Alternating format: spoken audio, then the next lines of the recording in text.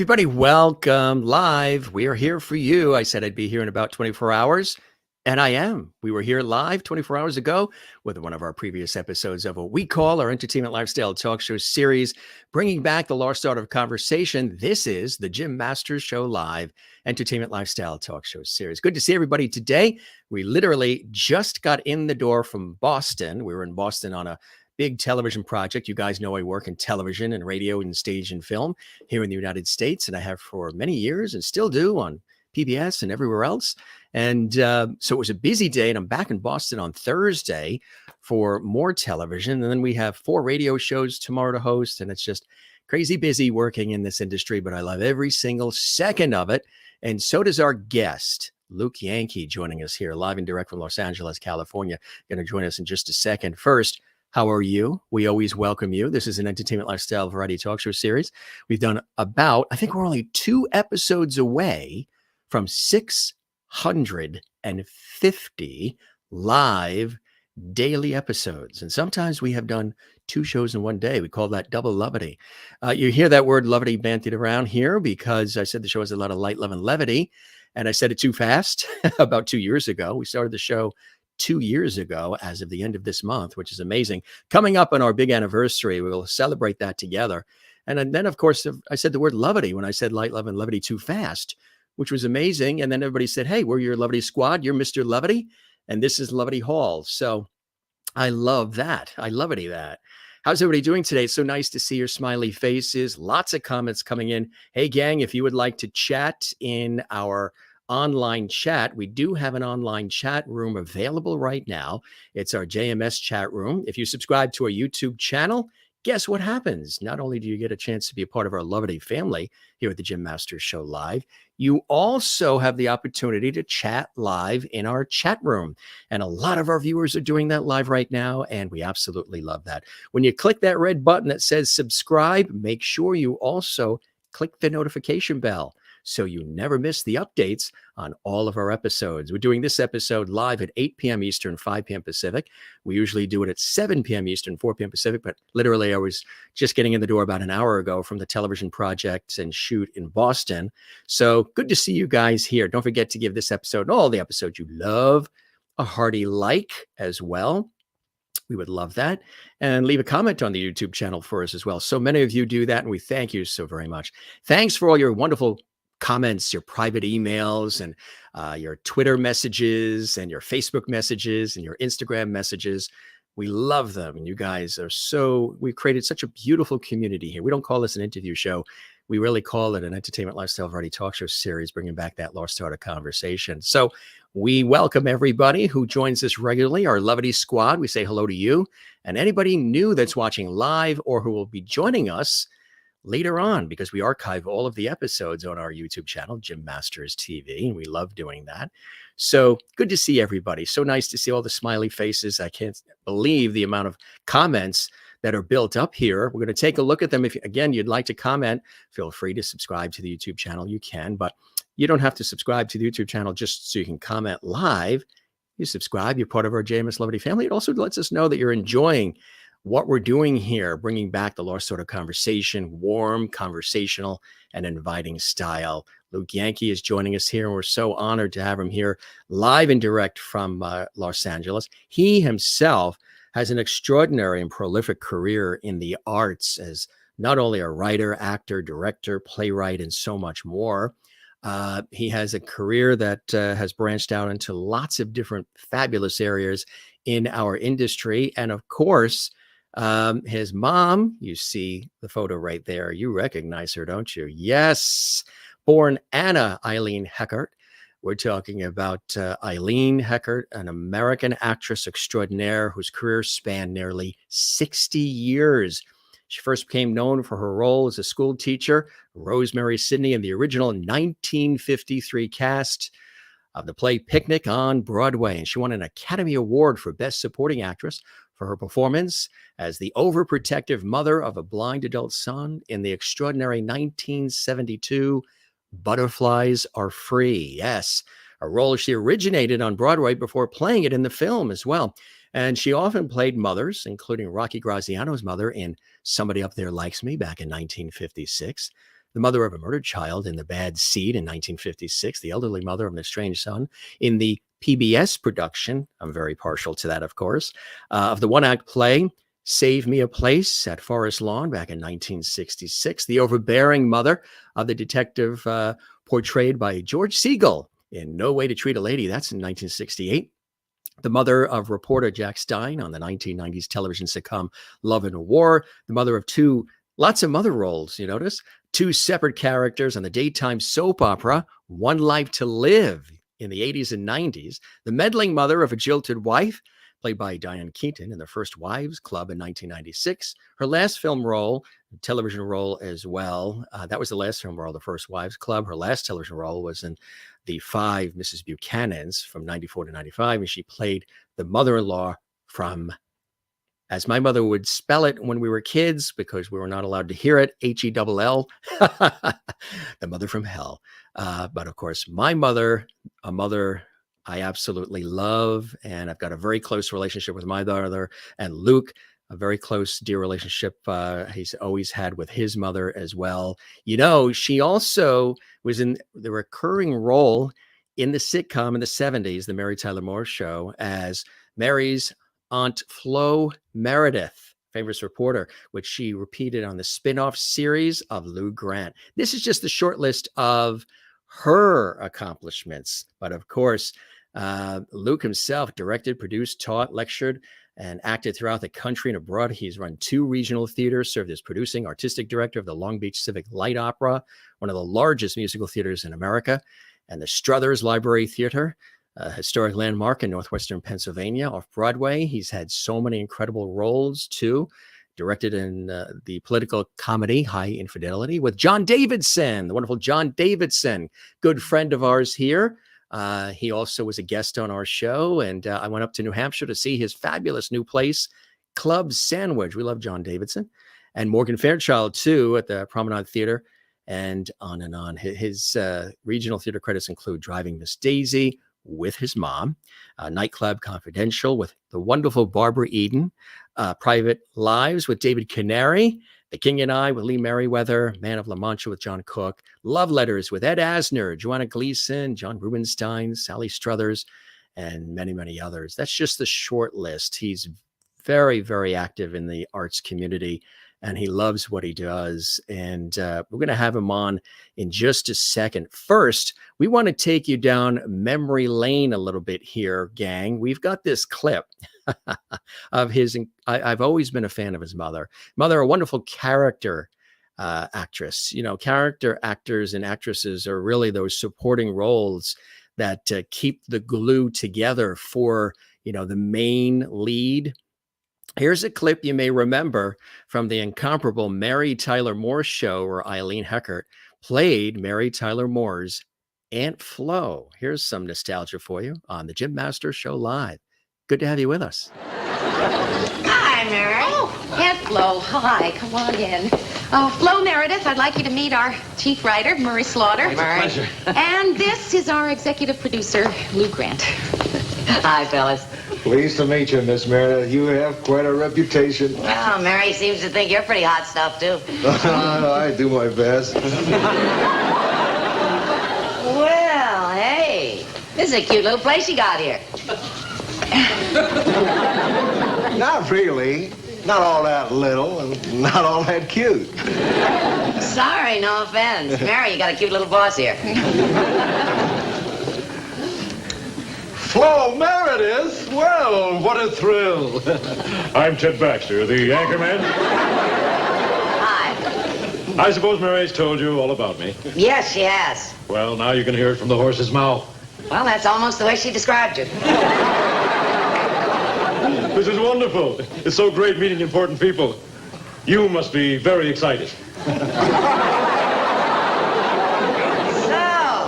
Murray, you're the writer, huh? You must be having a field day with this Walker trial. Oh, yeah, but I was just finishing working on a fast-breaking story first, on the Patti situation.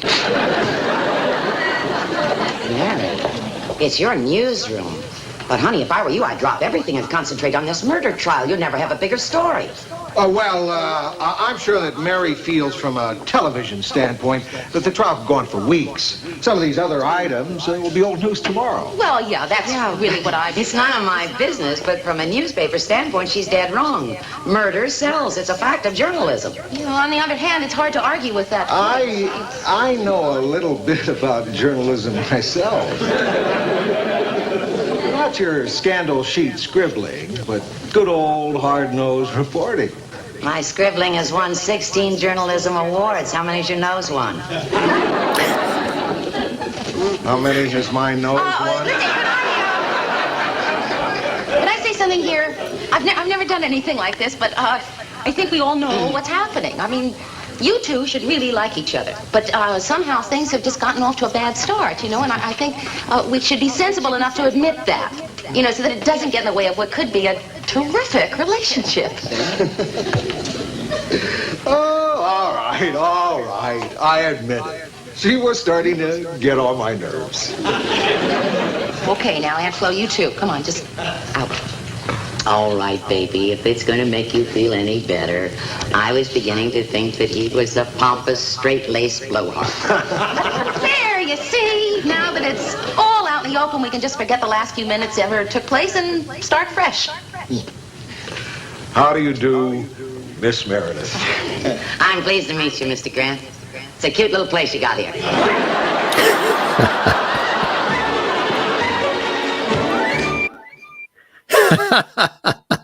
Quintessential and classic with that distinctive voice as well. That is the incomparable Eileen Heckart, who we're remembering today and who our very special guest, live and direct from California, Luke Yankee, of course, knew her intimately as mom and wrote a fabulous book about her life we'll talk about in just a second. Luke, welcome to the Jim Masters Show Live. An honor and a pleasure to have you with us. Thank you, Jim. I'm thrilled to be here.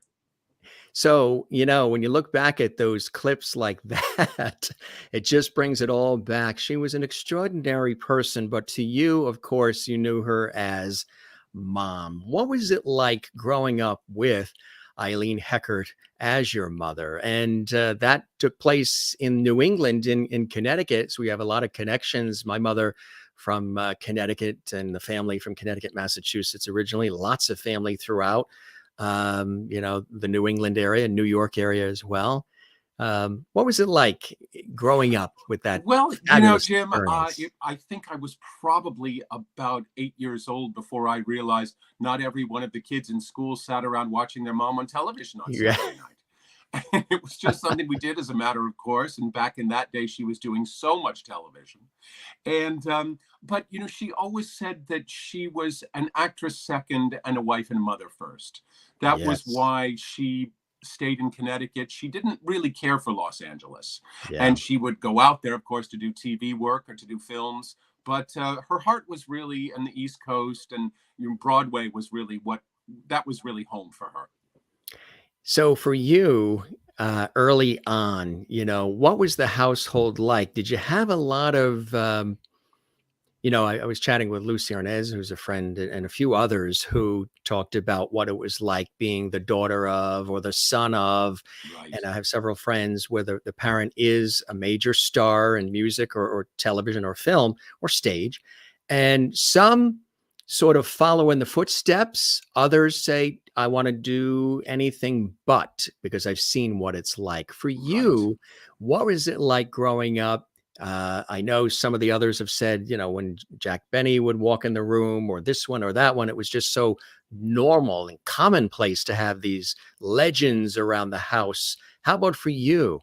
Yeah, it was pretty much that way for me as well. I mean, in the first place, since my mother was a character actress and not a big star, as I said, she certainly was considered a star on Broadway, but she was more of a second banana in film and television for the most part. But there was a big Christmas party that my parents would have every year. And there was a point in time where you sort of knew that you had arrived on Broadway if you were invited to Eileen Heckart's tree trimming party up in Connecticut.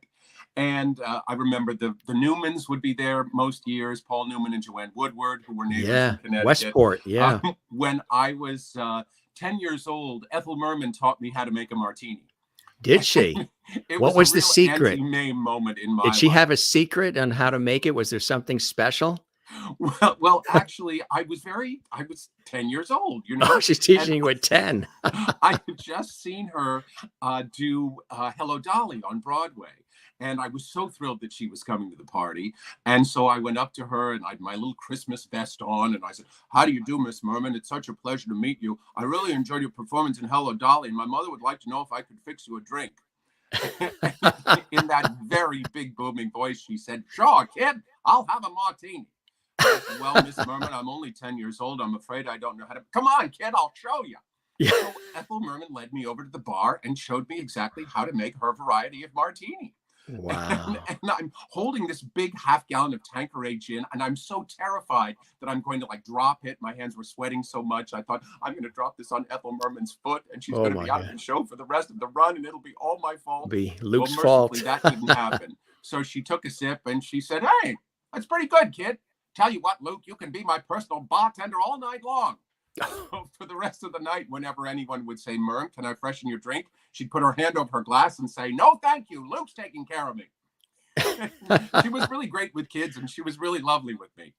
That's incredible. What a great story, huh? Early on, you were taking notes early on, weren't you, Luke? I was indeed. I was indeed. And, you know, Jim, I would just I was the one in the family who kind of knew I wanted to go into this from a very early age. But at these cocktail parties with these grown-ups, I would just sort of sit at their feet and be just drinking in all these stories from Teresa Wright, Pulitzer Prize winner Robert Anderson, Mary Tyler Moore, Jan Miner, who was Madge the manicurist for Palmolive dishwashing liquid, who was one of my mother's dearest friends. I Millicent loved Martin, those and commercials. Yes, we were indeed. just watching them, I think, on the internet. Yes. What a career being known as Madge for all those years with Palmolive, huh? Well, it's true, Jim. And what most people don't know is that she did those commercials in all languages all over the world. It was amazing how Yes. much she worked that campaign. And so as a result, she was able to go to some place like the Yale Repertory Theater and do a new play for $250 a week, you know? And she was really, really devoted to her theater career. And she was an extraordinary actress and an amazing woman. And because she did those commercials all over the world, she was a master at dialects. Yes. And so when I was doing things in school where I needed, you know, for like the school play where I needed a German accent or something like that, I would go to Jan.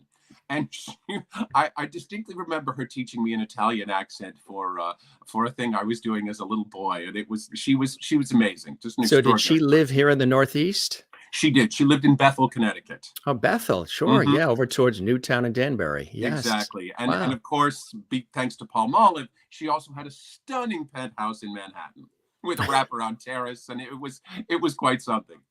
That's incredible. What great stories, huh? From Ethel Merman's martini lesson at 10 to Madge, the Palmolive queen. Many others. One of my other favorites, and of course, these are all in. Forgive the shameless Yes. pit. No. These are all in my book, Just Outside the Spotlight: Growing Up with Eileen Heckart, with a foreword by Mary Tyler Moore.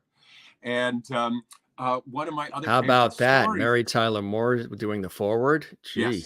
Yes, indeed. Well, as you saw from that clip, she and Mom were great friends, and Mary was a close family friend, and just a Yeah. lovely, down to earth, wonderful, warm woman. And I think it's so beautiful that they made her resting place in Connecticut, in Fairfield. Yes. That's where she is. It's not, you know, in the usual places where a lot of the celebrities go. And your mother was not somebody who was necessarily into that whole LA Hollywood thing, where she wanted, like Vivian Vance was another one who also lived in Connecticut. Who was a very close friend as well. Yes. I wish I grew up on Long Island. I wish I was across the street from you. Vivian Vance, you know, I mean, that's cool stuff. But they wanted more of that. And I remember interviews with Lucille Ball saying she really craved that home and hearth and that sort of, you know, Midwestern or Northeastern United States feel, the New England feel type thing.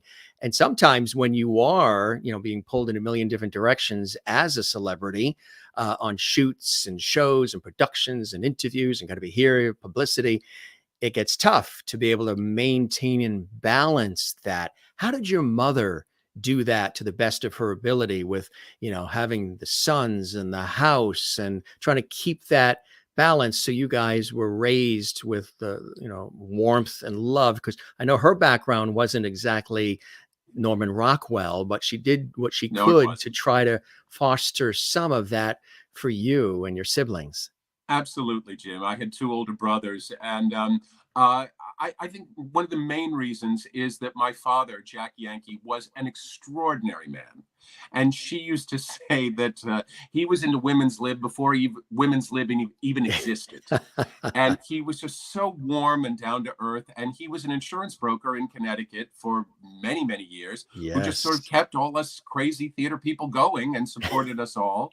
And also, and in addition to the fact that they were married for 53 years, which is kind of extraordinary for a show business marriage, Yes. But there aren't a lot of those that have that kind of longevity. But in addition to that, we had a Scottish governess who, an old-fashioned Scottish nanny who was with our family for for about 35 years. And she had an accent you could cut with a knife till the day she died. And she used to say, "I'm your mummy's understudy." And you did that well, Luke. Well, all those lessons from Dan Miner paid off. Did it?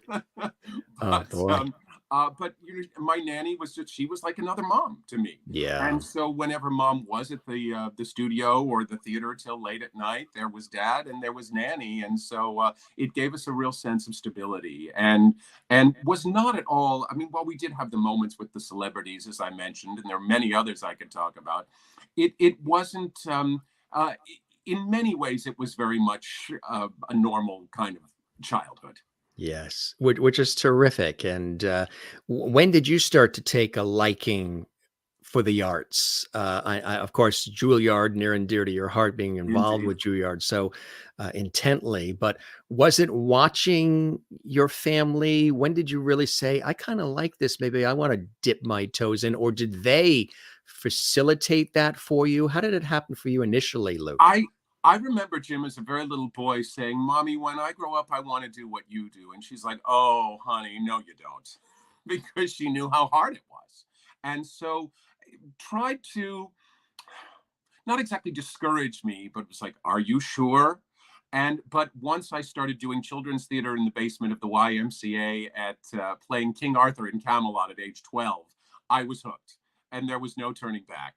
And so my parents, both of them, were actually very supportive of my work and just really, would come to everything I did and watched all the shows in the basement of the YMCA. And then in high school, she would come and watch a run through of my high school plays. And she would critique me as a little boy as if I were Laurence Olivier, which was very tough sometimes. She'd be at that ever-present cigarette. She'd be like, "What the hell were you doing in that scene?" And it wasn't always easy, but it made me a better actor and it made me more prepared for the business. That is fantastic. Learning from, the best like that, that's hands-on that you couldn't find in any book or could be scripted. So she could be, tough, but with focus and clarity, but encouraging and supportive at the same time, wanting you to get it, wanting you to succeed, because she's already been through, she knows the ropes, she knows the different ways. So maybe to try to not make it easy necessarily for you, but to have you learn from the various experiences, which again, you can't find that in a textbook, huh? Absolutely, Jim. And after spending a couple of years at Juilliard and doing the whole regional theater bit as an actor, I really felt more comfortable as a director and then ultimately as a writer. And part of that had to do with the fact that even though I had a different last name, when I would go into an audition, and many times they would know that I was the son of, and I felt like they had much higher expectations. And perhaps not always in the most constructive or positive way, because they just expected me to be, they expected me to be her in some ways. And of course, that wasn't going to happen. the first place. I was the wrong sex, but and I wasn't that sort of, tough as nails kind of character actor the way she was. But so that was why when I started directing, I really felt like I was wearing shoes that fit for the first time, and was mentored by the great Hal Prince, assistant directed 6 Broadway shows, ran 2 regional theaters, and then started writing. And now I have, in addition to 2 books, I have 6 published and produced plays. In fact, I have a play called The Last Lifeboat. Oh, yes, there's one of them, The Man Who Killed the Cure. Thank you. But I have one called The Last Lifeboat about the aftermath of the sinking of the Titanic. Yes, that's the poster for the production in Atlanta that just opened this past week and is running till the end of this month. Tell us about that. Congratulations. That's exciting. Thank you very much. Yes. Well, I'm kind of amazed at the way it's sort of taken off. It's very exciting. But I was on a cruise. I have a one-man show that I did on 25 cruises all over the world. And I was doing a cruise in Nova Scotia. And I did not realize that Nova Scotia was the closest landmass to where the Titanic sank. Yes. And so they have a huge Titanic museum there. And they were talking about J. Bruce Ismay, who was the owner of the White Star Line, and that he got into the last lifeboat and saved himself. And in an attempt, people saw it at the time as an act of cowardice, but it really was so that someone in a position of authority who understood the ship and the workings of it would be able to tell what really happened.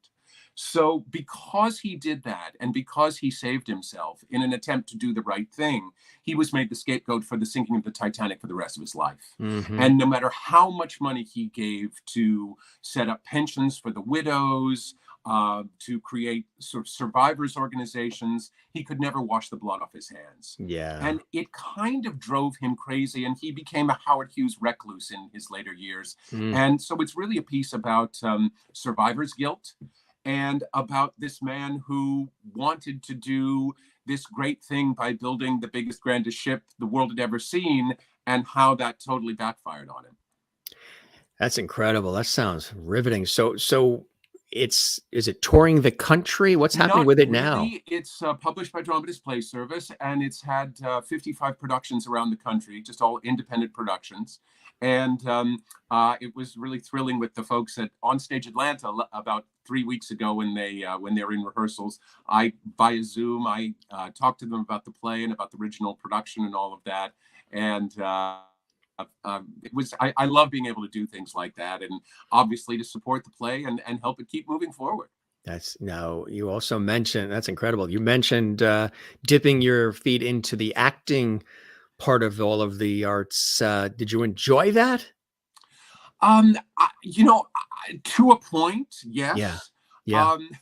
Of course, now my primary job, in addition to the writing and the directing, is that I'm a college professor. So Yes. in a sense, I feel like acting every day in the classroom. And my students Exactly. would probably agree with you on that, agree with me. But so, yeah, I mean, I as I said, I started acting when I was very young and did it for a number of years. But then it became time to move on. Time to move on to the other pursuits. But again, I still do my one-man show, Diva Dish, from time to time, Which is fantastic. Yes. a lot of the stories in my book, and and talk about one of the favorite ones that I wanted to share was my mother was very friendly with Marlene Dietrich. And so, as a matter of fact, the night after she won the Academy Award, when she got back to the hotel, there was a huge stack of messages and telegrams. And the one on the top simply said, "Call Marlena. Regardless of the hour, call Marlena." So my mother's thinking, won't this be thrilling that my very first phone call after winning the Oscar will be from Marlene Dietrich? So she gets the overseas operator in those days, and she hears the voice say, "Hello." And she says, "Hello, Marlena. It's Eileen." And she says, "Darling, your makeup looked terrible." She says, "It did?" But she says, "Darling, it did in the movie too." And in her staunch Germanic way, that was the only way she could congratulate my mother. Well, flash forward several years past that, and we went to see one of her many farewell tours, which is, as a matter of fact, in your stomping grounds, up at the Candlewood Theatre in Connecticut. Great place. Indeed. So we went backstage and greeted Marlena after the show. And she held my hand the entire time, and she was wearing so much perfume that I smelled like Marlene Dietrich for 3 days afterwards. And I was like 15, and I would get the hall pass and go into the boys' room and just go, to smell a legend, you know? So I call that chapter in my book, Smelling Marlene Dietrich. Taught how to make a martini by Ethel Merman at 10, playing King Arthur at 12, and then smelling like Marlene Dietrich by 15. Oh, I've got lots of others. That's incredible. What's another incredible one? I mean, the viewers are commenting left and right. Really extraordinary. Oh, thank you. Your teenage years were something. I actually got acting lessons in my parents' living room from Paul Newman. Which was very exciting. And as I mentioned, the Newmans were great family friends. And I remember one time Paul and Joanne, because Paul and Joanne actually met doing Picnic on Broadway, and which was also the thing that sort of put my mother on the map.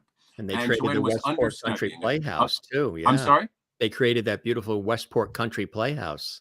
Well, Joanne was the artistic director of it for a while. She didn't create it, but yes, she was the artistic director for several years there. And that's an institution. I grew up at the Westport Country Playhouse. Oh, yeah. But so I was talking to Mr. Newman at the party, as I called him, and said that I was having some difficulty, that one of my actors in children's theater was having some difficulty learning his lines, and he was making me look bad because he didn't know his lines. And so Paul Newman taught me how to kind of stare him down and just kind of look at him like, it's not my line, buddy. You got to fix it. But, right. So I tried that. Didn't work as well for me as it did for Paul Newman, you know? He just had... He had those eyes. It was those blue. It was those eyes. Absolutely. Yeah, the Newmans were great. I remember another party where Paul and Joanne were there at Christmas time, and Joanne was sitting in the corner stringing popcorn and cranberries for the Christmas tree. And so she's sitting there with her needle and her popcorn and her berries. And one of the servers at the party, the caterers, came up to her and said, "Excuse me, aren't you Mrs. Newman?" And without missing a beat, she said, "Not when I'm working." She was lovely. They were just great. Believe it or not, I bought 2 Volvos from the dealership that Paul Newman was 50% owner of. You knew that part, right? He was 50% owner of a Volvo dealership. I'm sure. Yeah, he used to race that Volvo wagon that he had, which was incredible. But and he would stop in. They said every once in a while he'd stop in, say hi to everybody that was there at the dealership, and sometimes the customers would be there, and they're like, "Oh my God, wait a minute! I get to buy the car for a discount, and I get to see Paul Newman." It would be like dumbfounded. Is that really? Is that him, or is that a lookalike that you hired just to? Well, you know, there is fabulous evidence of your acting prowess. I know as much. No, we don't have any Mr. Bubble commercials or anything, you know. You in a bathtub or something. But we do have this. This is called Home of the Brave. This is like an audition, oh my right? Goodness. It's like an audition, right? I'm sorry? So this was like an audition audition reel. Oh my goodness. I was probably somewhere around 22. It was terrific. You certainly had a look, a certain look as well. I can't believe you dug that up. Oh, I tell you, we do our research here at the Jim Master Show Live. Here it is, gang. This is Luke, a young Luke Yankee, doing his thing.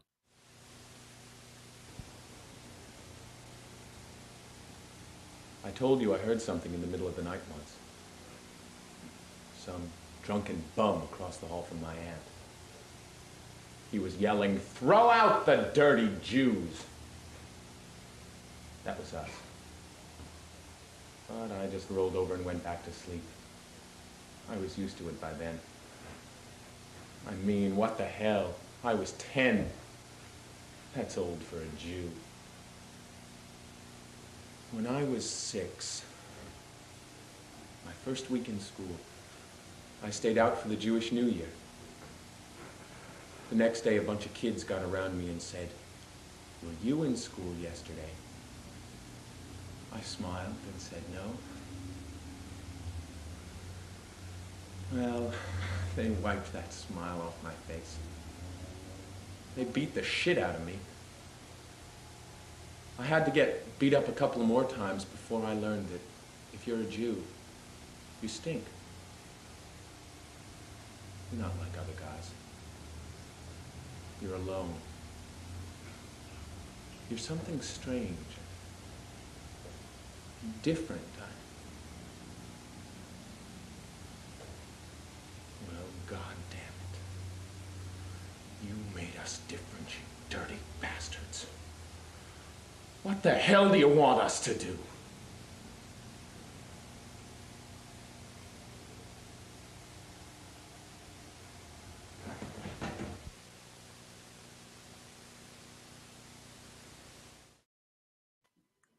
I mean, I tell you, if I was the casting director, I would say hire him now. Very convincing. Bless you. I don't know where you found that, but you know, the funny thing about that, Jim, is that brilliantly done. I mean, that was an audition. I mean, I thought I was watching the real thing. It was just something that I put together. It was a monologue from an Arthur Lawrence play called The Home of the Brave, and just something I put together, you know, for an audition reel. And my godfather at the time was, this is kind of a funny story. His name was Peter Kelly, and he was the head of the commercial department at William Morris. And I was trying to get him to give me the time of day, and he wouldn't, even though he was my godfather. And, you know, he's a very busy man, very important man. I get it. And then people coming at him all the time. So I had an interview with him, and he was like, well, you know, this is a very competitive business. And, you know, I'll take a look at this tape you're talking about, and then we'll see. So next week, I was called in to his two associates, the two women who ran the commercial department. And he's putting his arm around me saying, girls, did you know this is my godson? And I was signed with William Morris commercially for 2 years as a result of that, as a result of what you just showed. See, I tell you, now that we showed it again these years later, your phone should be ringing off the hook tomorrow morning. I've aged a little bit since then.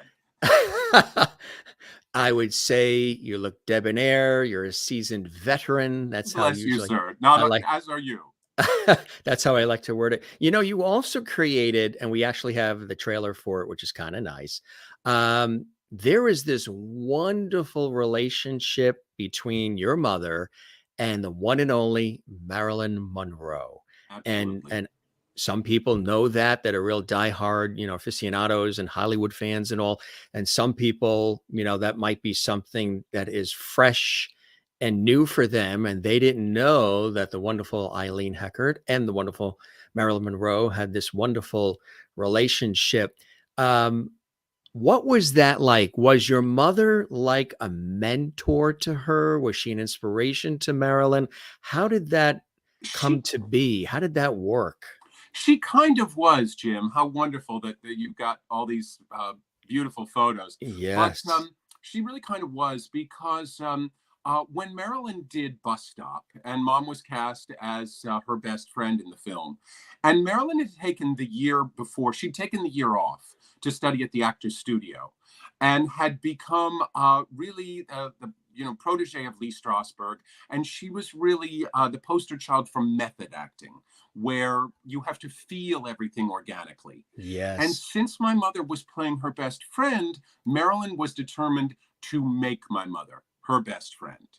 And so at the time, your mom was this, she always was, this kind of hard-bitten character lady. And she was thinking, okay, who's this Hollywood starlet who's kind of glomming onto me and making me feel very uncomfortable? But to the day my mother died, she could never talk about Marilyn Monroe without bursting into tears. And I knew there was something very deep there and very profound.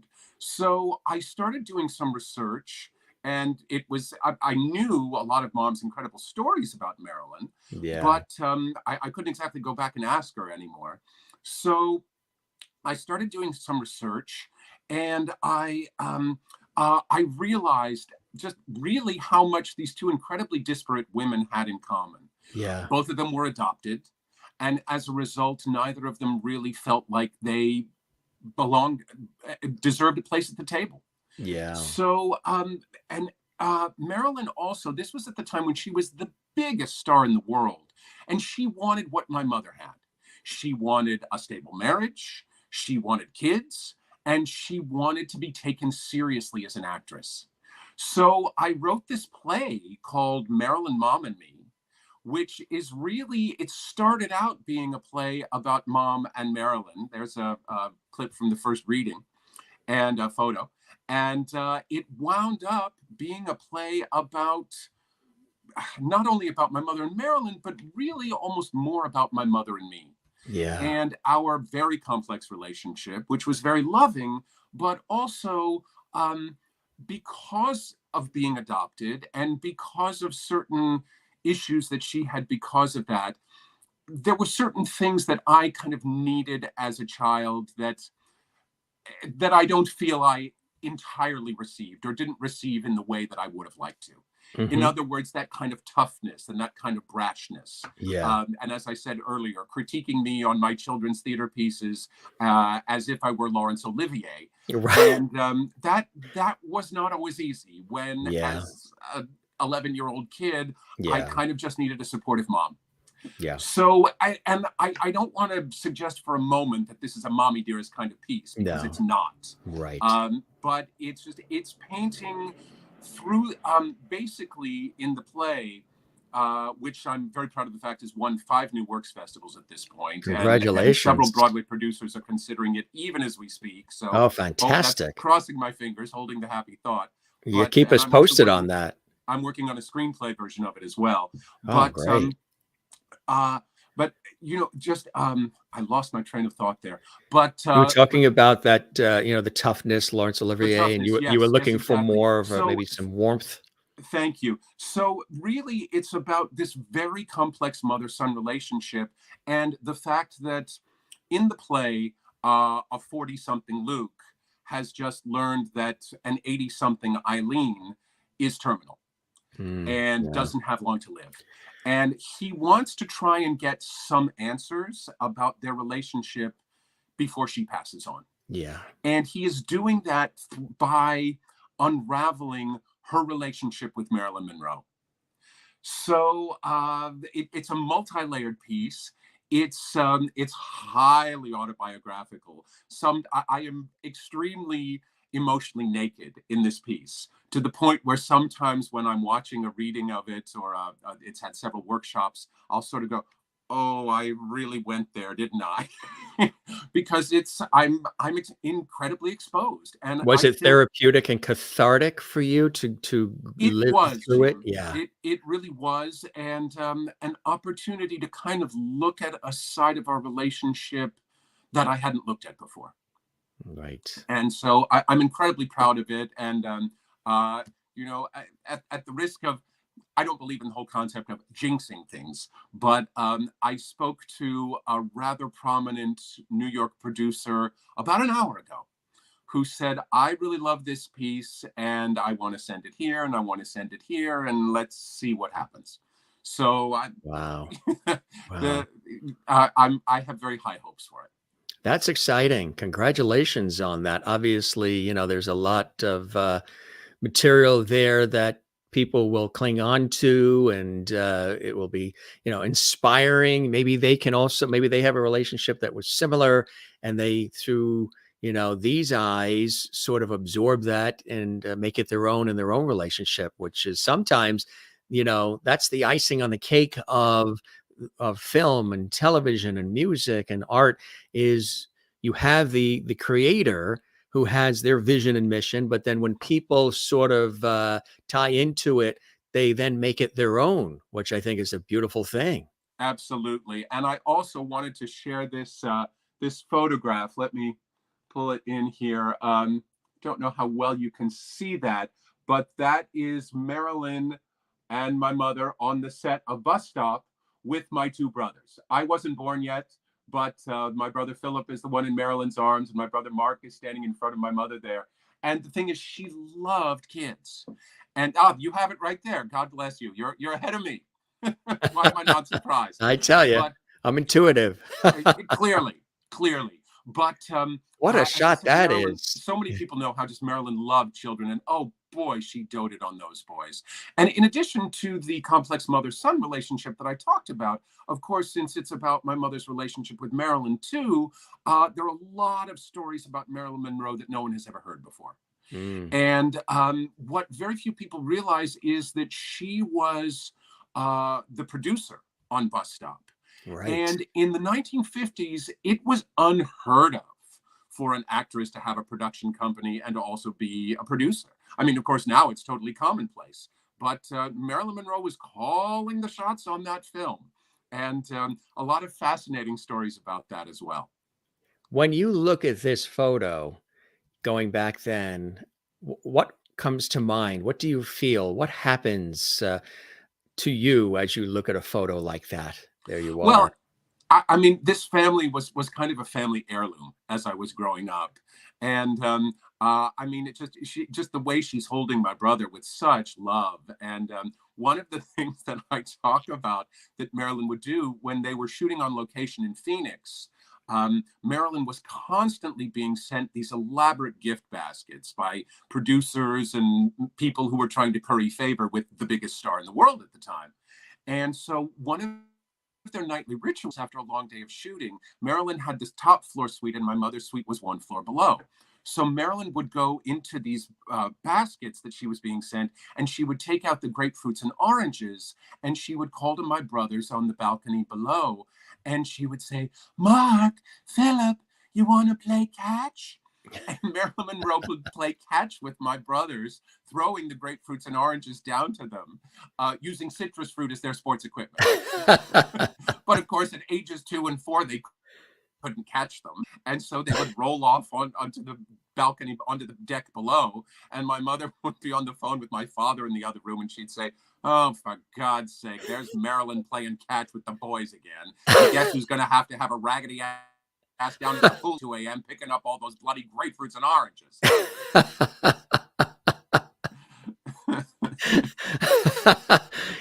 There's something like curmudgeonly in a female way about that, about her delivery, about the no nonsense, in a way that Nancy Walker also had, and actresses. They were great friends. Yeah. Colleen Dewhurst, sort they were of also that. Great friends. Yeah.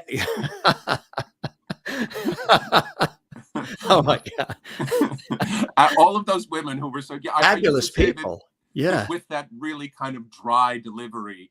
Lauren Bacall, that sort of crowd, right? That absolutely. As you saw it very well in that clip from the Mary Tyler Moore Show. Yes. I used to say that my mother was famous for going fire, ready, aim.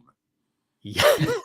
She would say what was on her mind, and then she would, "Oh, maybe I shouldn't have said that." Maybe I shouldn't. That's right. Yeah. Very outspoken. Sometimes to a fault. What's funny about that is, so you say that she would come right out, say what she's thinking. "Oh, you got your mug? Let's toast. Cheers." Yes, it's my Marilyn Mom and Me mug. There's Marilyn and that's and I got the Barbara Eden I Dream of Jeannie mug. I love it. There we go. I saw Barbara just over the holidays. She's so lovely. Dear Tell friend. her she's welcome on the Jim Master Show live anytime. I love her. Right. So, when you're thinking about all of this and you're talking about this wonderful connection with Marilyn Monroe, we have that teaser here too. I'd love to show to give people a fabulous idea of, what you've done to really celebrate your relationship, your mother, Marilyn. I mean, everybody, all the players, which I think is incredible. Here it is, a little clip from Marilyn. This is a little reel I'm using, like a promo reel I'm using to promote the play. Exactly. Here it is, gang, on the Jim Master Show live.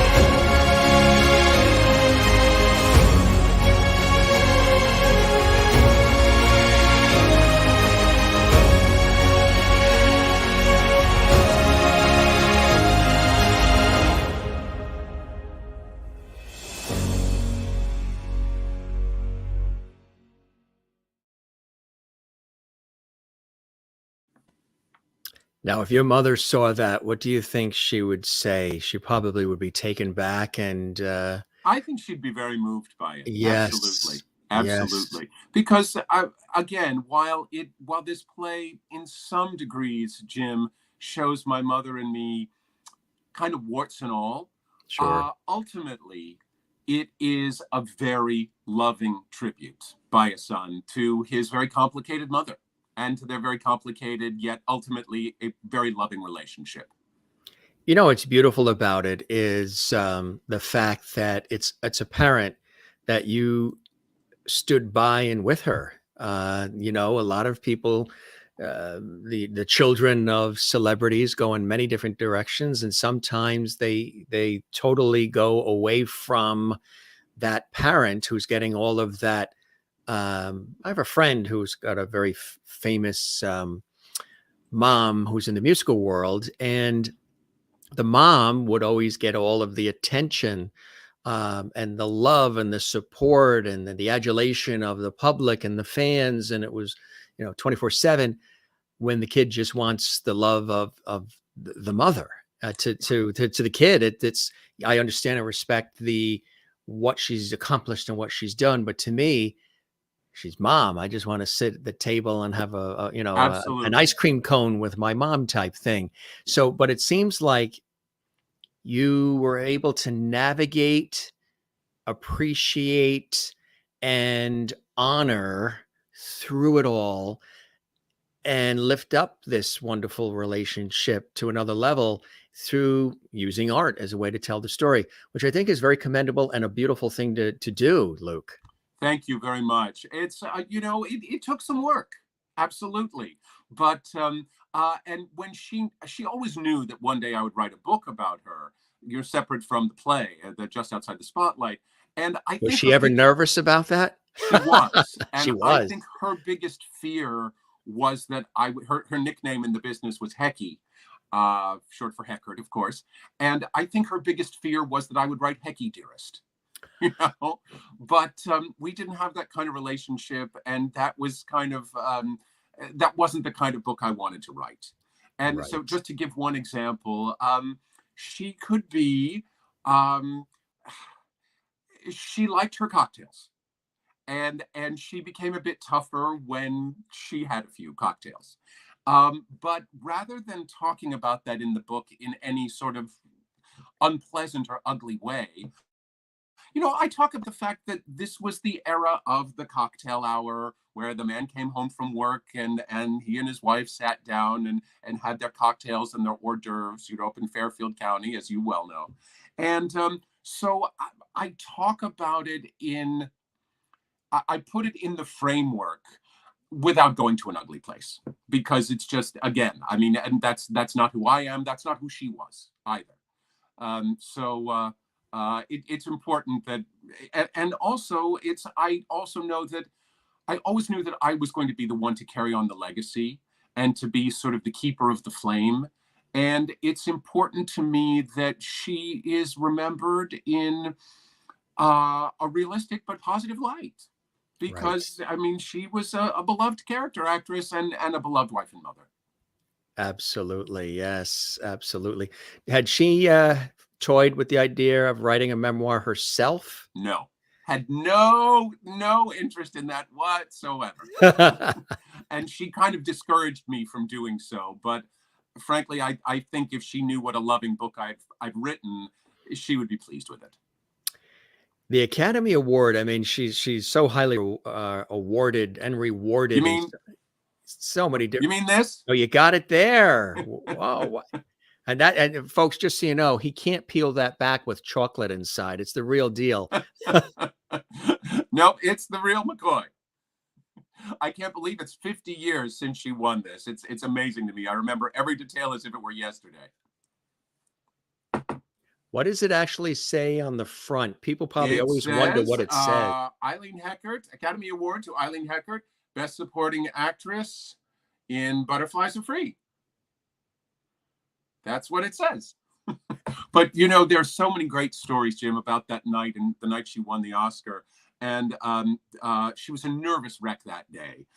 She really didn't think she was going to win. I mean, everybody thought Shelley Winters was going to win for the Poseidon Adventure, and that was the hands-down favorite. Yeah, she had to swim underwater with Jack Albertson and everything in that one.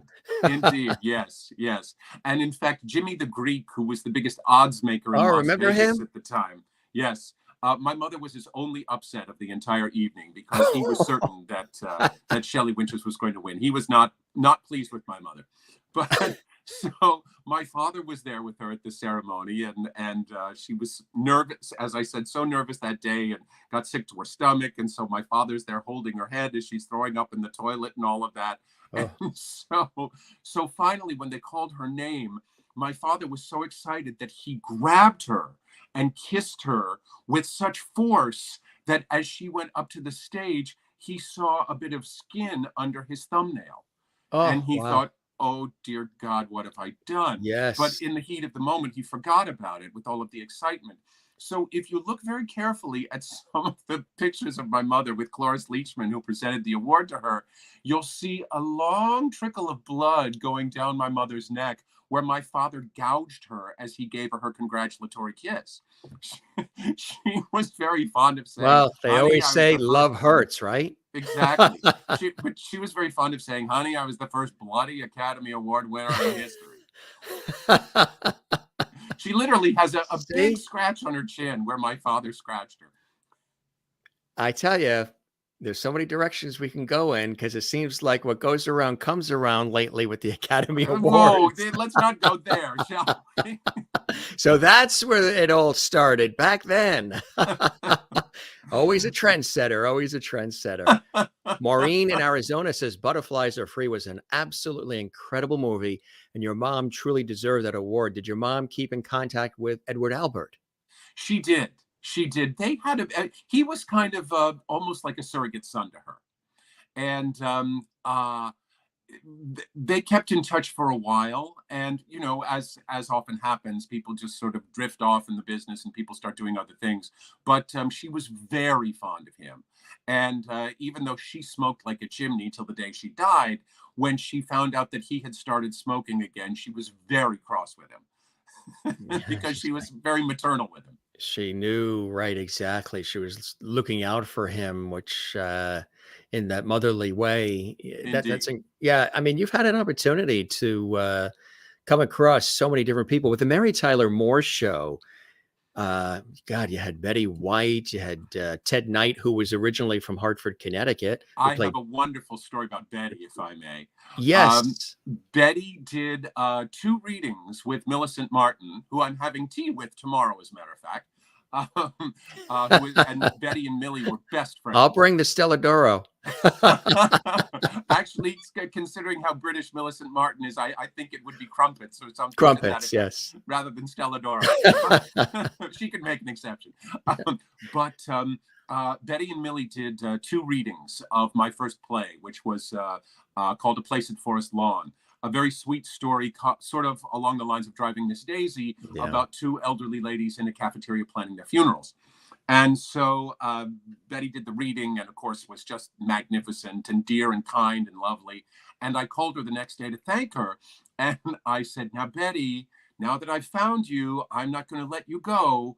And she said, oh, believe me, when I want to be caught, I run very slowly.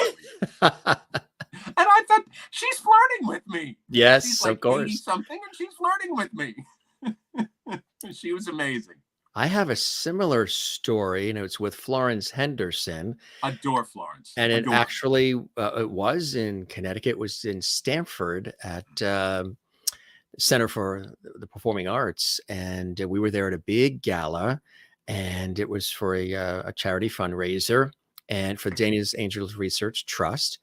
And normally, my friends put that on, you know, to raise money for Niemann-Pick type C, which is this situation with cholesterol not being processed in a child's body. So, you know, a perfectly healthy child all of a sudden can exhibit these signs of weakness, and it's a sad situation. So the parents in Connecticut, in Fairfield County, would put on these incredible galas and bring in Gladys Knight and the Pips. I mean, Kenny Loggins, major talent.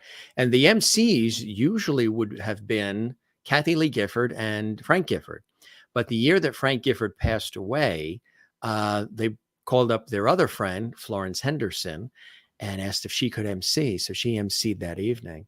And when I came in, I was led into the VIP area and didn't realize that Florence was in there. And it was absolutely uncanny. I'll never forget it. It was like one of those things where we were supposed to meet. We had to meet, but we were destined to meet, because only about a month after she passed. And I'm brought into this major room, and it's sort of dimly lit. And there's probably 150 people in there, and they're all surrounding Florence Henderson. And really, when you look across this room, all you see is, because outside the room, there's, finger foods and there's auction items and all this great stuff. But inside the VIP room, there she was.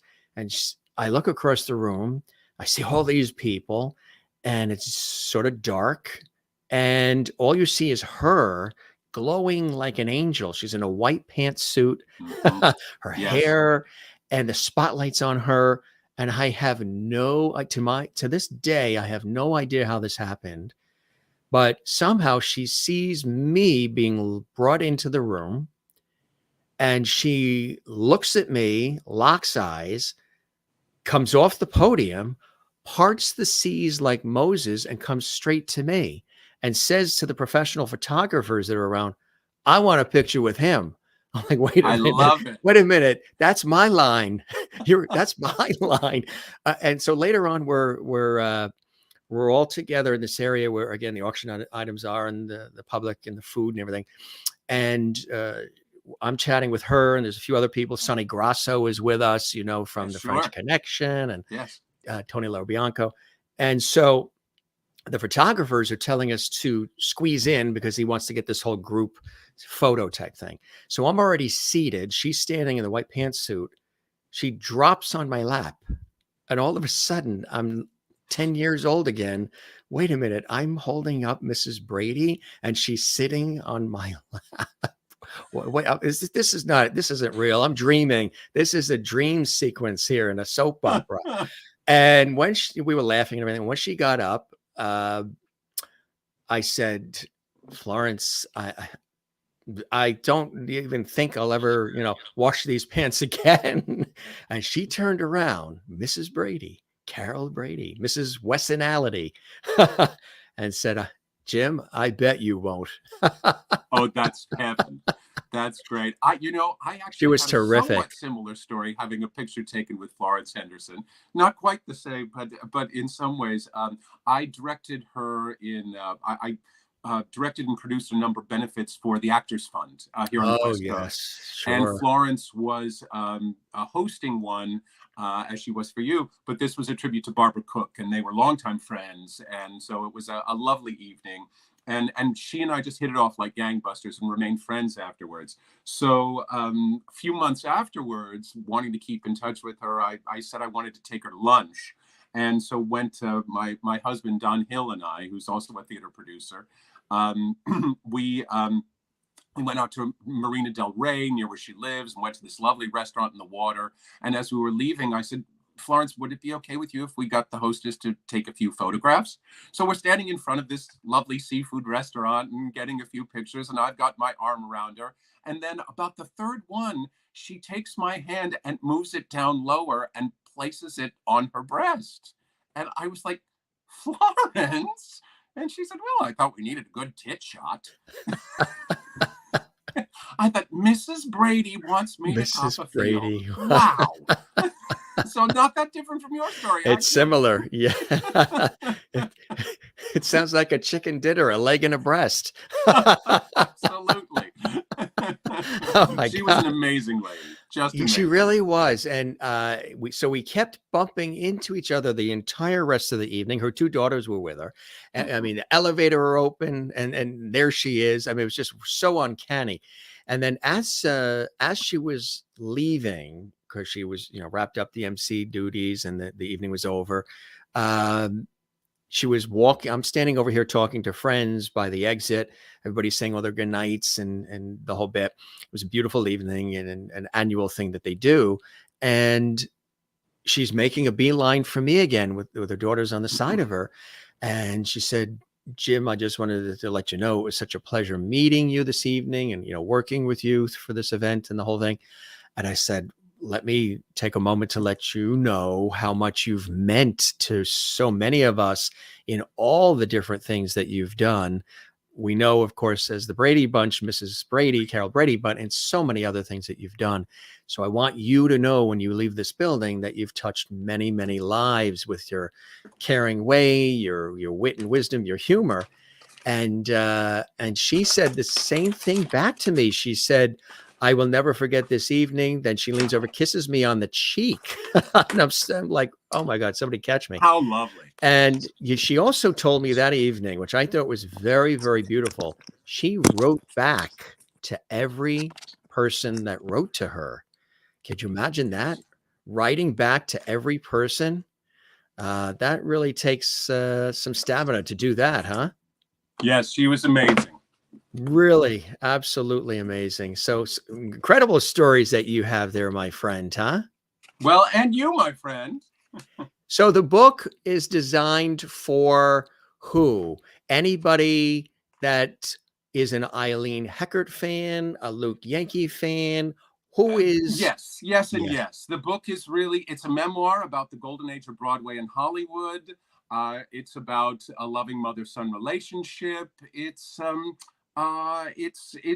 very well, and I'm very proud of it. And how long did it take to write? I'm sorry? How long did it take to write it?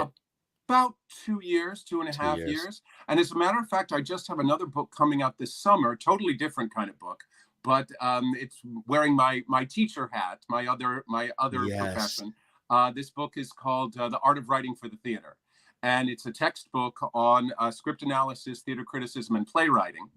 And because there was access to a number of people during the pandemic, it also includes interviews with, about 18 world-class Pulitzer Prize winning, Tony winning playwrights, lyricists, critics, people like Ben Brantley, Marcia Norman, Beth Henley, David Henry Huang, David Lindsay Bear. I'm very, very proud of it. And that will be out. It's published by Bloomsbury Press, which is the biggest publisher of theater textbooks in the world. And it's available for pre-orders now at bloomsbury.com. And it will be available on August 11th. Congratulations on that. Congratulations. Tell us about the teaching part of your career and your life. I know that's very near and dear to your heart, Luke. Thank you, Jim. It is. I'm actually the head of playwriting at Cal State Fullerton right now, here on the West Coast. And I also teach playwriting at Chapman University, and also teach musical theater technique there. I guest directed a lot of colleges and universities. And part of the reason that's so important to me is that, as I stated earlier, I was given these incredible opportunities from a very early age, whether it was from my mother or Paul Newman or Jan Miner or some of these other people that I mentioned. And as a result, I've always felt a tremendous responsibility to give back. Yeah. And so that's what I'm doing by teaching. Yeah. And whether I'm teaching playwriting or script analysis or whatever it is, or guest directing, it's very important to me to be able to share what I know and pass it on to the next generation. That's so beautiful, paying it forward in the way that you do. Indeed. When you, I would imagine writing the book was, again, very therapeutic, cathartic, and probably emotional at times too, huh? Very, very. As a matter of fact, when I was writing, especially when there would be a couple of times that my husband would come out and I'd be sitting at the typewriter, or the typewriter, at the computer, wasn't quite that long ago, at the computer at 7 a.m. just sobbing. And he'd be like, honey, what's the matter? It's like, it's all right. I'm just rewriting the chapter on Dad's death. It's okay. I'll be with you in a minute. So, yes, it was extremely cathartic. And again, as a memoir, it's one of the things that I've learned and that I pass on to my students is the more personal you make something and the more specific you make it, the more universal it becomes. That's so true. Absolutely. That is so beautifully said. You know, when you look at your mother, her incredible career, what are some of, you know, everybody has their favorites of what they Yes. like of Eileen Heckart. What, as her son, are some of your favorite things that she's been a part of? Two in particular that really stand out, and they're both very heavy dramatic roles. One was the original PBS production of Paul Zindel's play that went on to win the Pulitzer Prize, called The Effect of Gamma Rays on Man in the Moon Marigolds. And he wrote that as a teleplay for PBS before he ever adapted it as a play. And she originated that role. And then wasn't able to do it when it went to New York because she was, pardon me, because she was doing Butterflies Are Free. And the other one was Kenneth Lonergan's The Waverly Gallery, which was recently done on Broadway with Elaine May and Joan Allen and Lucas Hedges and an all-star cast. But originally, she did that play off Broadway in 2000. And it's a very devastating, heavy story about a woman's descent into Alzheimer's disease. Yeah. And at age 81, she won more awards for a single performance than than any actress in history for a single season. And just an extraordinary role and a very, very difficult piece. And she was absolutely breathtaking in it. Did your mother realize her success and celebrity? I know it wasn't something that she sought. A lot of people go into these industries seeking the spotlight, seeking the fanfare, seeking the buzz and the likes and all that. And then there are those who do it because they want to tell a story. They want to connect with people. They want to reach people at a deeper level. They want to have a place where maybe they can express themselves because there might have not been opportunities in their life to express themselves. So the arts become that way. Did your mother really realize who she was and what she meant, not only to you and your family, but to the greater element at large? I don't think she really thought of it that way, Jim. I mean, she used to say, as a character actress, she would say, well, thank God I don't have Elizabeth Taylor's problems. Meaning that she could be relatively anonymous. Your mother was very witty too. Quick-witted. No, she was really, you expressed that beautifully. She was really about the work. And the work was what really mattered to her. And there were times that she would do something, some like a off-Broadway play that she really wanted to do for very little money because it was an amazing role. And other times she would do a TV role that she didn't particularly enjoy doing because, the kids needed braces. Back to the basics. Exactly. Exactly. That is funny. That's terrific. I mean, hey, it's a job as much as it is a career, but she enjoyed, obviously, it, to have a 60-year career, what would be one thing that you would say about your mother that is unique, maybe something that they didn't know about her, for those who've just seen, her performing on television and film and stage, from your perspective as the son, as the blood? Well, who was Eileen Heckart? Yes, one of the things that I show in the play, Marilyn, Mom and Me, is that the and this is not uncommon for people who are like this, the sort of tough as nails persona and the hard smoking, tell them to go to hell, that sort of thing, that was a facade. Yeah. It because underneath she was a jellyfish.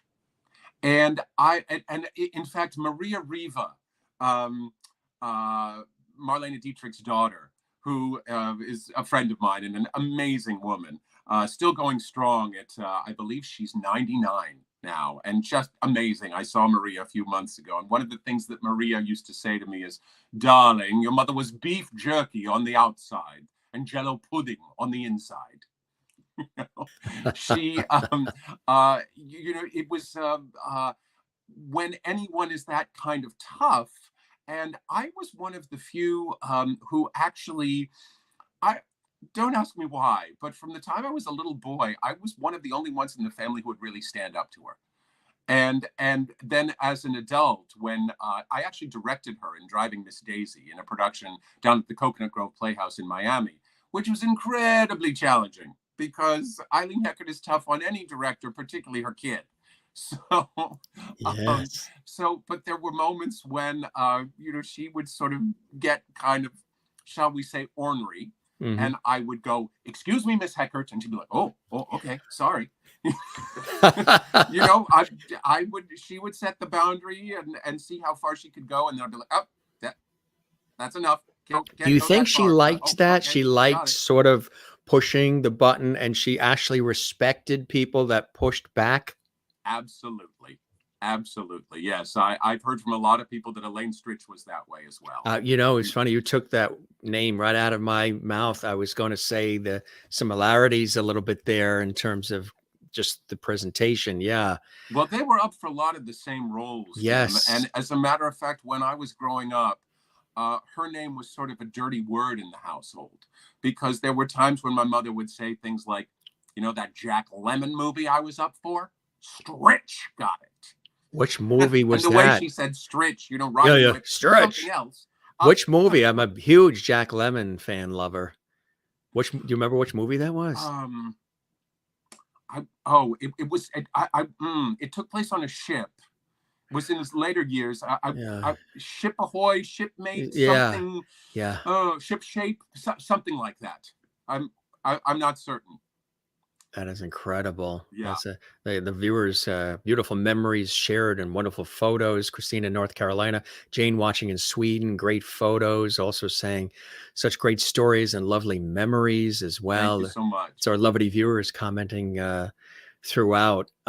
Really amazing. And you've had this opportunity to tell her story in such a loving and respectful way, honoring your mom, at the same time, not sugarcoating, but, being real, being authentic, but also with warmth and love. I think, in a way, she knew that you got her. She knew that you knew that she was the jellyfish, that exterior worked for everybody else, but that little Luke, somehow he got me. He's got my number. And I think she knew that. And you knew that she knew that. And was maybe not ever said necessarily, but, she maybe worked you a little bit because she wanted you to succeed and she wanted you to, be strong and go out there and get them and don't let anybody get you down type of thing, because you did stand up and you did understand that underneath the exterior. And I think it's an intuitive way that you took the time to look beyond the presentation of the tougher Hollywood actress. Because it's your mother. You're looking for the love and the warmth of the mother. So you saw the jellyfish underneath by taking time to look, which is beautiful. Thank you, Jim. And, part of the reason I called my book, my memoir, Just Outside the Spotlight, is that while she was just outside the spotlight of these incredible people to whom she played the second banana, Betty Davis, Marilyn Monroe, Paul Newman, on and on and on. And it's got a double meaning, obviously, because in many ways I felt like I was just outside of her spotlight. And again, I'm just pleased that the book has done so well, and really delighted that it's had the audience and the following that it has. And you've had the opportunity to direct her and work with her too, like you said. So that's rare, and that's quite special, to have that opportunity. The book is really amazing, and kudos to you for taking time to. That picture is fantastic too. Love that picture. It's always been one of my favorites. How did you decide, the look and the feeling and the sort of the cover? How did you decide that? Actually, I worked very closely with my editor, and it was Backstage Books, which was a small imprint that specialized, obviously, in theater books in New York, which was subsequently bought out by Random House. Yes. And there's the little photos you can sort of see there. There's a photo of her with the Oscar and several different several of the different Miss Heckart looks from through the years. I tell you, it would be a great gift for somebody too. Mother's Day is coming up, and It is a great Mother's Day gift. You mentioned Hal Prince as well. What was that like, having a mentor like him? My God. I have an incredible story about Hal, a couple of them. The very first show that Hal directed on Broadway, the first musical, was called A Family Affair. Right. And it was about a big Jewish wedding. I think this was around 1961 or 62. And might have even been earlier than that. And it actually starred my mother and Shelley Berman. And she was not a musical performer. She was offered others, and it really made her very nervous. But so long story short, through a rather fluky set of events, I wound up as Hal's assistant and basically a coffee boy on a show called Grind, starring Ben Vereen, and Leilani Jones won the Tony for it, Stubby K. And it was a not successful musical about a burlesque house, an interracial relationship in a burlesque house in the during the Depression. And Hal was so wonderful to me and so warm and so gracious. And I kept in touch with him after that. And, you know, just one of the busiest men in show business. Oh, yeah. What was it? Yeah. 21 Tonys, I believe. Yes. And, thereabouts. But, exactly. But every now and then I was like, hey, Hal, I saw this article and it made me think of you, or hope you're doing well. Congratulations on your new show, etc. And so flash forward to, when was it? Let's see, 1995. Grind was in 1985. So this has been 10 years. And it was 94, actually. And I was up for the job as the artistic director of the Long Beach Civic Light Opera, which, as we mentioned earlier, was one of the biggest musical theaters in America at the time. And I had gotten down to the wire. It was down to like 3 of us for this massive job.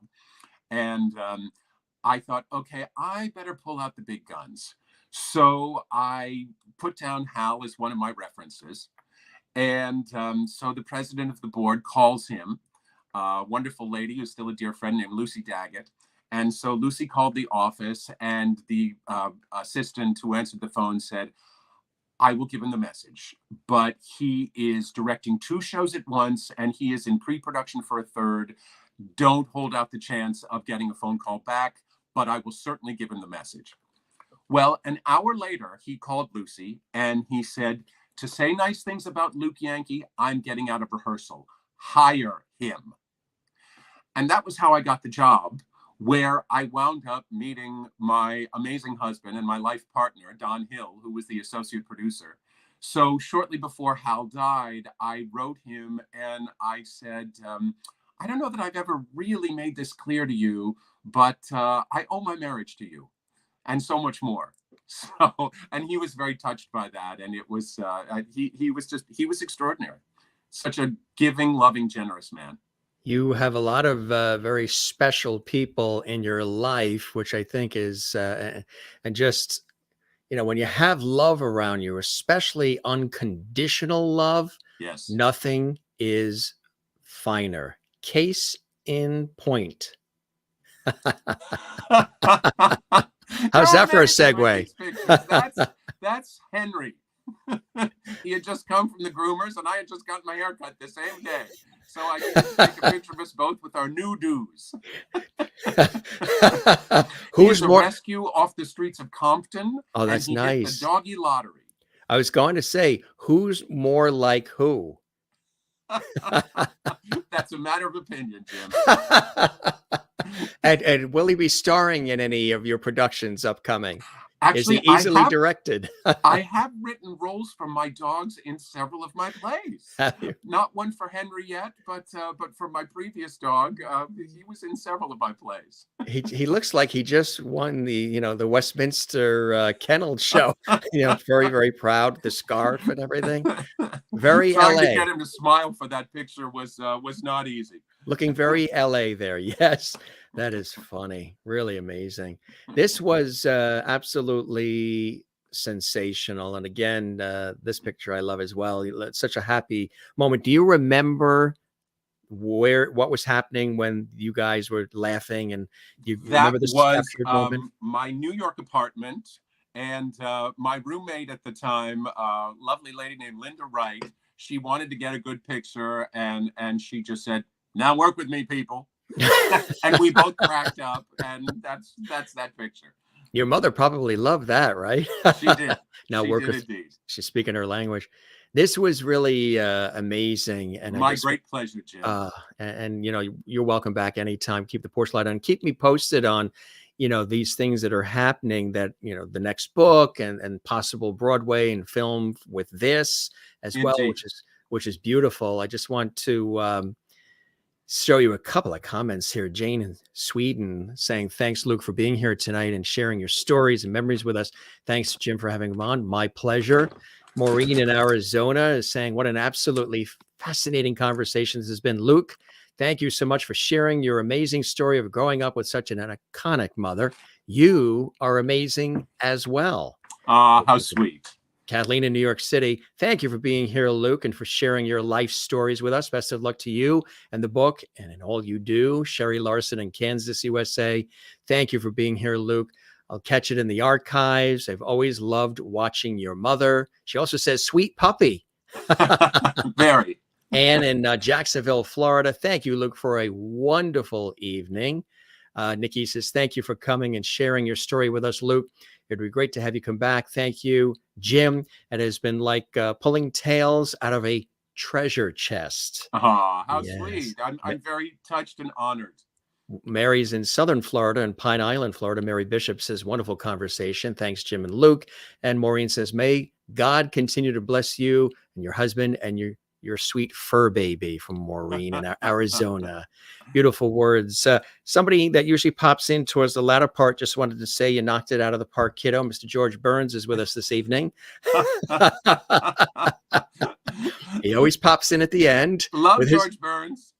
Did you? Now, don't tell you he was one of your mother's friends too. I know they met a few times. I was going to. So yes. she met God. She did. They're up there right now, probably playing poker over all the rest of them. And drinking and smoking, I'm sure. He's got his cigar. And my aunt, actually in Connecticut, collected dolls. And when he turned 100, she had to get the collectible George Burns doll. So it got passed down to me. So we have him pop in, and he's usually watching, overseeing with his little martini glass over here. And he might have even. I don't know. Were you taught how to make a martini by Ethel Merman when you were 10? I think they were probably more or less, contemporaries. So I would say, yeah, both 10. Exactly. But he wishes you well. I hope the show met whatever expectations you had, Luke, and you enjoyed the time with me as much as I absolutely have with you. Jim, you're amazing. And wow, the amount of research and homework you did was just extraordinary. I'm touched and honored, and it's been such a pleasure. Thank you so much. The pleasure is all mine. Spread the word about our show. If you know other folks you think would like to pop on and get some of this JMS levity from me and all the viewers, all are welcome. And best of luck with everything. Let's stay in touch, Luke. It was really a pleasure having you here. And thanks Absolutely, Jim. for being so open and authentic and funny and giving us all this time. Really appreciate it. It's been my great pleasure. And thank you so much. You're welcome. You take care and enjoy the rest of your evening, okay? You too. Take care, my friend. Bye-bye. Bye-bye now. The one and only Luke Yankee, writer, actor, producer, director, playwright extraordinaire, and yes, son of the Academy Award-winning actress, the one and only Eileen Heckart, who you know from so many incredible shows, productions, television, film, stage. A legend. Academy Awards, Emmys, Tonys, lots of love. And but to him, Mom, his mother, very open about their relationship. And I think that is a beautiful thing, because a lot of times you don't get that these days. And what a great story with Marilyn Monroe, how dear friends the two were, and how Eileen was sort of like a mentor to Marilyn Monroe in many different ways. And they stayed, friends throughout.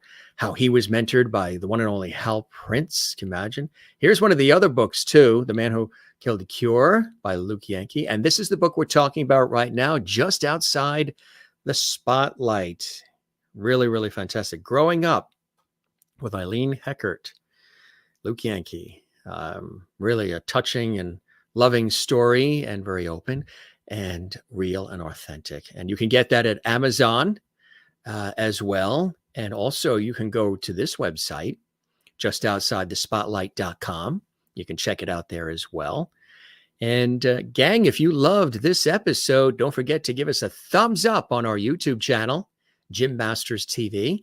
And if you haven't subscribed to the YouTube channel, be sure and do that as well. We would love it if you did that. That really helps us continue to grow by leaps and bounds. We have an international audience who join us live all the time. We absolutely love that. We thank you so very much for, all the time and attention joining us here on the Jim Masters Show live with us here. We thank Luke Yankee for joining us. Extraordinary writer, actor, director, playwright. He's got some really cool things in the offing, so going to keep us posted. And son of Academy Award-winning actress Eileen Heckart. Really, really fantastic. Good stuff. Hey, we want to let you know that tomorrow we are taking you to soap opera land and so much more. Very popular actor. You know Justin, right? Torkelson, actor, producer. He played Rick Forrester in the Bold and the Beautiful soap opera on CBS. He was the son of Eric Forrester and Brooke Logan. Those were the characters on The Bold and the Beautiful, Eric and Logan. He was the son, Rick Forrester. And he's also in Spin City with my buddy Sean Kanan, who has been on our show, I think 2 or 3 times now. Justin is starring in Spin City, which is on Amazon Prime. Justin is with us tomorrow night, 7 p.m. Eastern, 4 p.m. Pacific. Absolutely fantastic. Did you see the episode with Cousins Gibb, Nick Endicott Gibb? Phenomenal episode. Really open and real and authentic. He was really terrific. He found out through his DNA that he is the son of Morris Gibb from the Bee Gees. If you didn't see that episode, check that out. So many incredible guests that have come through here from all walks of life. And here we celebrate Luke Yankee and his mom, Eileen Heckart. We also celebrate all of you all the time. If you enjoy these episodes and what we're doing here for you on the Jim Masters Show Live, let us know. Drop us a note. Leave a comment. Let us know how much you enjoyed this episode. Thank you, Kathleen in New York City. Still basking in the glow of her birthday weekend, which just passed as well. We still got to get together and have some lunch on me, my friend Kathleen. Again, if you guys like to binge watch, we are just shy of, I think, 2 episodes to make 650 episodes of the Jim Masters Show Live Entertainment Lifestyle Talk Show series, bringing back that lost art of conversation for all of you and you and you and you. Don't forget, again, to subscribe to the YouTube channel. Easy to do. There's no cost to do that. You just click this red button you see there, that red button for Lovity. And when you do, you're part of the JMS Lovity squad when you click it, and you'll be subscribed to a YouTube channel. It's a red button sitting there right there looking at you on our YouTube channel. And give this episode and all the ones you enjoy a nice thumbs up like. You can also support the show. There's a little heart icon on our YouTube channel underneath all the episodes, a little heart shape. You click that. You can support the show with what they call thanks. It's super thanks. And I think that's really cool that they've created that. So you can do that on any of the episodes that you enjoy here on the Jim Masters Show Live Entertainment Lifestyle Talk Show series. Sue is here. Hey, Sue. And she puts a nice, right, basic, straightforward, a nice smiley face emoji. I love it. That's fantastic. Thanks for being here, Mary. Maureen says, how do you do it, Jim?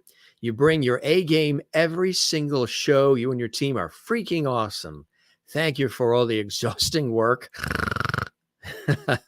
you do to bring us the best shows ever. My pleasure. 2 years in the making, 650 episodes, live 7 days a week, sometimes 2 shows. And we don't really call this an interview show or a podcast. We do it like a television series, playing off my TV background, and with warm conversations, entertainment, poignant moments, levity, lovity, and all the rest. And it's so great to have you guys here. Thanks for all these great comments. Beautiful comment from you, Maureen, as well. Love it.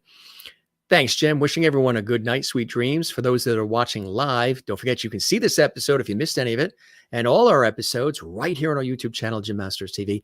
They're all archived just for you. guests from Broadway, Hollywood, television, film, sports, music, comedy, culinary arts, inspiration, and then some. Good to see you as always, Smiley Lovety Ann, and you too, Sherry in Kansas, USA. Thank you, Jim. It's now time to relax and hugs. Absolutely. Sue, thank you for being here as well. We love you here. Kathleen Walkers, these are some of our real diehard loveties that are always here. We acknowledge them and we acknowledge all of you. And if you're just quietly watching, just in the rafters, watching quietly, live or later, we welcome and acknowledge you. It's wonderful to have you here. Every viewer of every episode of our series is valuable and invaluable, and we appreciate all of you. Some people just watch for the enjoyment. They learn something, they have a good time, and you never hear from them. You're just as valuable as the ones who are passionate and commenting, or you can always drop a comment on the YouTube channel under the episodes too. We're very responsive and good stuff. You guys are really terrific. Thanks for all these great comments. You're the absolute best. Stay safe. You too as well, Sue. You too as well. What a fascinating conversation, right? Learn a little bit more about an iconic actress, an American treasure, Eileen Heckart, and her son and their family and the relationship. And just think about some of those names that he mentioned that would stop by their Connecticut home.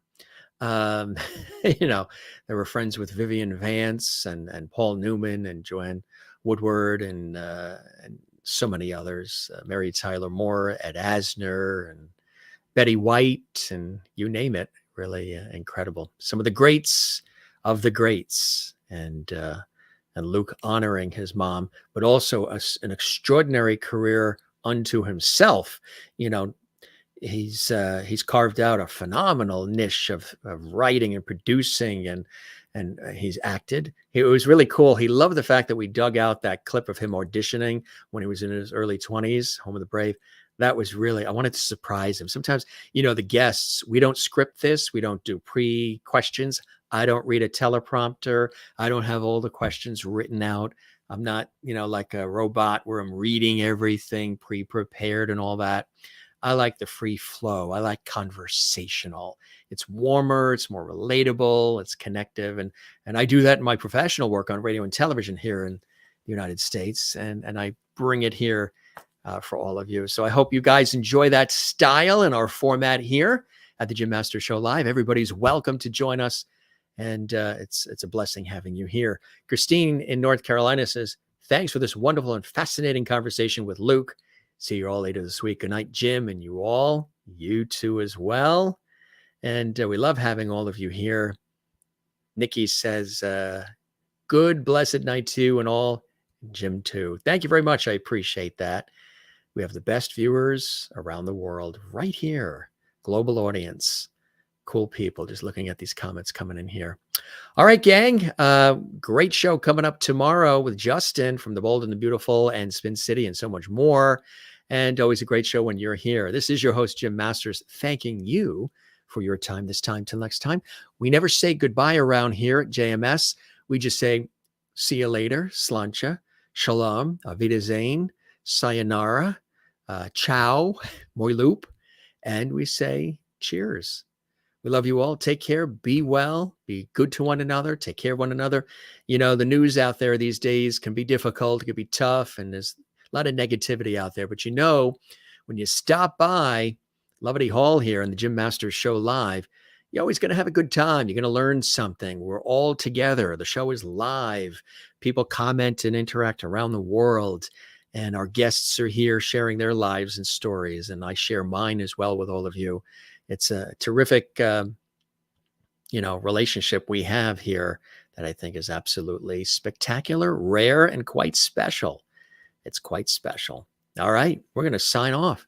We have some dessert waiting for us. I can't wait. You guys are the best. Very long night, too. I'm writing some scripts for television work tomorrow. Then I have 4 radio shows to host, which I love. It's what I do. Television, radio, and all the rest. Sweet dreams to Nikki. And then Easter's coming up this weekend and Passover. Big holiday weekend. Yeah. Good stuff. All right. We love our little chats here towards the end. So you guys take care. Looking at the comments. You guys take care, all right? I'll be back at 7 Eastern, 4 p.m. Pacific for those watching live. If you're not watching live and you're watching this, in our archives, stay right here because another episode of the Jim Masters Show Live is here for you. And there's over 600 plus episodes that you can watch and enjoy at your leisure. As we call it, binge watching. Try to say that 5 times fast. Binge watching. No, the chocolate cake is long gone. That chocolate cake I was talking about the other night, Sherry, it's history. It was quickly devoured. It was chocolate cake that had pudding inside. Chocolate cake that had pudding inside. I think we're due. We just did the celebrating our childhood episode, right? Which was epic. A lot of people watching that. Loved putting that on for you guys. We got to do another foodie show, right? Because all of us, we are foodies here at the Jim Masters Show Live. Oh, yes. How was the chocolate cake? See, we're foodies. The chocolate cake was darn good, Ms. Walker. It was very, very good. And it's long gone. And there was pudding inside it. Pudding, which I didn't know, which was fantastic. Loved it. Good stuff. Talking food here. Once again, we're talking food on the Jim Masters Show Live. So we better get out of here. We're all going to get hungry. We'll see you on the next one. Spread the word. Continue doing what you're doing so well. Share the links on your social media. We love that on your Facebook, Twitter, Instagram pages. That really helps us big time, helps us continue to grow and spread the sunshine for all of you. And also continue to just being here with us. We really appreciate your commitment, your loyalty, and your kindness and your wonderful words that you share with us publicly and privately. It means a great deal. Means a great deal.